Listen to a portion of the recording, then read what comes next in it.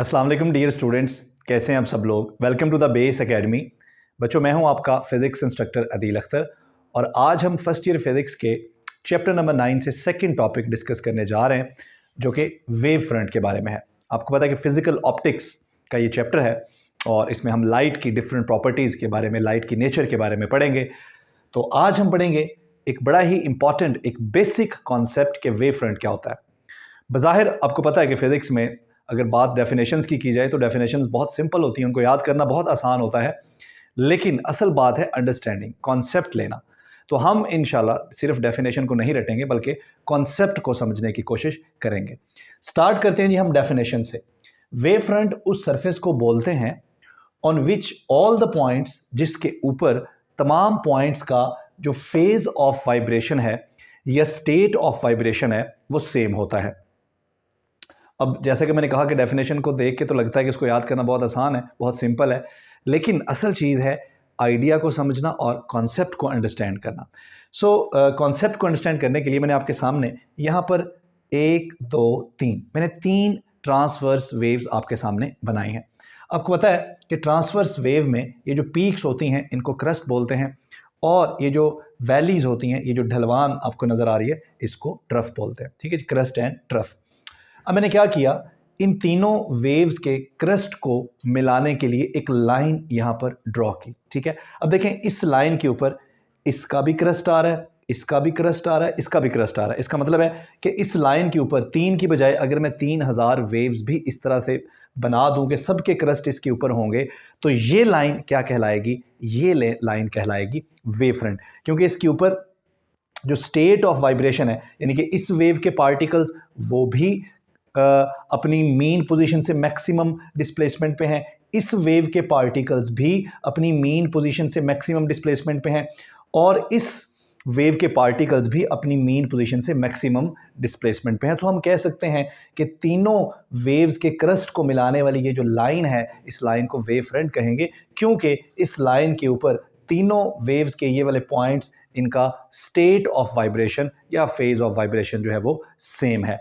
तो बिल्कुल ऐसे ही ये दूसरा वेव फ्रंट है। ठीक है, ये भी मैंने क्रस्ट को मिलाकर बनाया है, लेकिन अगर आप इन ट्रफ्स को मिलाकर एक लाइन ड्रॉ कर दें तो वो भी क्या होगी? वो भी एक वेव फ्रंट ही होगा। ठीक है, लेकिन दो क्रस्ट को मिलाने वाली लाइंस या ये वाले जो दो वेव फ्रंट्स हैं, अगर आप इनके दरमियान डिस्टेंस निकालेंगे तो वो किसके बराबर आएगा? वेवलेंथ के बराबर आएगा। बिल्कुल ऐसे ही ट्रफ्स को मिलाने वाली लाइंस या ये वाले जो वेव फ्रंट हैं जो ट्रफ्स को मिला रहे हैं, उनके दरमियान, दो ऐसे वेव फ्रंट्स के दरमियान जो डिस्टेंस है वो भी वेवलेंथ के बराबर होगा। सो ये एक सिंपल आइडिया था अबाउट वेव फ्रंट। अब इस आइडिया को हम एक्सटेंड करते हैं और लाइट की तरफ ले जाते हैं। आपको पता है कि लाइट एक इलेक्ट्रोमैग्नेटिक वेव है और लाइट किसी पॉइंट सोर्स से जब स्प्रेड होती है, जब प्रोपेगेट करती है, तो ये 3 डायमेंशन में प्रोपेगेट करती है। ठीक है, यहाँ पर हमने ऐसा ही एक पॉइंट सोर्स बनाया है और उस पॉइंट सोर्स से, इस पॉइंट सोर्स को आप एस कह लें, ये पॉइंट सोर्स एस है। ठीक है जी, और इस पॉइंट सोर्स से जो लाइट रेज हैं वो हर डायरेक्शन में प्रोपेगेट कर रही हैं। ठीक है, आफ्टर सम टाइम मैं क्या करता हूँ, मैं यहाँ पर एक सरफेस बना लेता हूँ। ठीक है जी, अगर मैं इन रेज को मिलाकर ये सरफेस बनाऊं at some time t, after some time t, तो आप देख रहे हैं कि ये सरफेस किस तरह की बनेगी? ये सरफेस बनेगी लाइक अ सफियर, क्योंकि लाइट रेज हर डायरेक्शन में प्रोपेगेट कर रही हैं। तो एट सर्टेन डिस्टेंस अगर आप एक सरफेस कंस्ट्रक्ट करेंगे तो वो सरफेस एक सफियर जैसी होगी। अब यहाँ पर आपको ये सफियर तो नहीं नज़र आ रहा, बिकॉज मेरे बोर्ड का जो प्लेन है वो 2 डायमेंशनल प्लेन है, लिहाजा आपको ये सफ़ियर की फॉर्म में नज़र नहीं आ रहा, लेकिन आप समझें कि एक सफ़ियर ही है। ठीक है, इस सफ़ियर का जो रेडियस है वो आर है। ठीक है जी, विच इज़ इक्वल टू, जैसे हमने पढ़ा, s is equal to v t. ठीक है, लेकिन वी यहाँ पर हम लाइट की बात करें तो लाइट की जो स्पीड है उसको हम सी से रिप्रेजेंट करते हैं और साथ में हमारे पास क्या है? टी।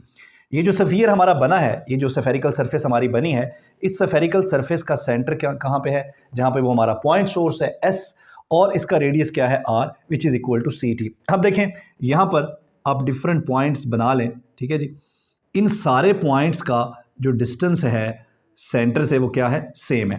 सो जितने मर्जी पॉइंट आप इस सरफेस के ऊपर बना लें, उन सारे पॉइंट्स का जो स्टेट ऑफ वाइब्रेशन है, जैसे यहाँ पे था, वो सारे पॉइंट्स का स्टेट ऑफ वाइब्रेशन या फेज ऑफ वाइब्रेशन सेम है। तो ये जो सरफेस कंस्ट्रक्ट किया हमने, ये सरफेस क्या है, ये वेव फ्रंट है। तो आप देख रहे हैं हमने हमारे पास दो तरह के वेव फ्रंट्स यहाँ पर, एक वेव फ्रंट्स आपको ऐसे सफेरिकल नजर आ रहे हैं, ठीक है, एक वेव फ्रंट्स ऐसे आपको लाइंस की शक्ल में नजर आ रहे हैं। तो हमारे पास वेव फ्रंट की दो टाइप्स हैं, एक हमारे पास होते हैं सफेरिकल वेव फ्रंट्स, यानी कि अगर वेव फ्रंट्स जो हैं वो एक सफियर की शक्ल में हो तो ऐसे वेव फ्रंट्स को हम कहते हैं सफेरिकल वेव फ्रंट। इसके अलावा हमारे पास प्लेनर वेव फ्रंट्स भी होते हैं। अब प्लेनर वेव फ्रंट्स कैसे बनते हैं, अगर हमारा पॉइंट सोर्स बहुत ज़्यादा फासले पर हो तो एक ऐसा टाइम आता है जब अगर आप पॉइंट सोर्स से दूर चलते जाएं तो एक ऐसा डिस्टेंस भी आएगा, यानी कि पॉइंट सोर्स से बहुत ज़्यादा डिस्टेंस के ऊपर जाकर ये जो हमारे वेव फ्रंट्स हैं इनका कुछ हिस्सा तकरीबन ऐसे प्लेन की शक्ल में, ऐसे लाइन की शक्ल में हो जाएगा। तो इन वेव फ्रंट्स को हम कहेंगे प्लेनर वेव फ्रंट्स या प्लेन वेव फ्रंट्स, ठीक है। सूरज की रोशनी, आपको पता है कि सूरज का ज़मीन से फासला बहुत ही ज़्यादा है, तो सूरज की रोशनी जब हम तक पहुंचती है तो वो प्लेन वेव फ्रंट्स की सूरत में पहुंचती है, ठीक है। तो दो टाइप्स हैं हमारे पास वेव फ्रंट्स की, सफेरिकल और प्लेन वेव फ्रंट। उसके बाद एक और इंपॉर्टेंट कॉन्सेप्ट है यहाँ पर रे, इसको भी समझना ज़रूरी है क्योंकि आगे चल के हमने इसको इस्तेमाल करना है। अब ये देखें, ये मेरा वेव फ्रंट है, ये लाइन जो आपको नजर आ रही है ये इस वेव फ्रंट के परपेंडिकुलर है, ठीक है। सो ये लाइन असल में जिस डायरेक्शन में वेव जा रही है ये उस डायरेक्शन में हमने बनाई है, और ये प्लेन, ये जो हमारा वेव फ्रंट है इसके नॉर्मल भी है, इसके परपेंडिकुलर भी है। इस लाइन को क्या बोलते हैं, रे। रे क्या है, a line normal to the wave front के ये परपेंडिकुलर है, in the direction of propagation of wave is called ray, ठीक है। यहां पर हमने एक और रे भी बनाई है, ये देखें, ये हमारी सरफेस है या ये हमारा वेव फ्रंट है, ठीक है, ये हमारी रे है, ठीक है। ये देखें हमारी रे जो है इस सरफेस के नॉर्मल है, इस सरफेस के नॉर्मल है, और इसकी डायरेक्शन वही है जो डायरेक्शन ऑफ प्रोपेगेशन ऑफ और वेव, सो ये कहलाती है रे। तो बच्चों ये एक बेसिक लेक्चर था वेव फ्रंट्स के ऊपर, ठीक है। वेव फ्रंट्स क्या होते हैं, वेव फ्रंट्स का कॉन्सेप्ट क्या है, उसकी टाइप्स क्या हैं, रे क्या है। इंशाल्लाह नेक्स्ट लेक्चर में हम हाइजेंस प्रिंसिपल को एक्सप्लेन करेंगे। तो मिलते हैं नेक्स्ट लेक्चर में। थैंक यू, अल्लाह हाफ़िज़।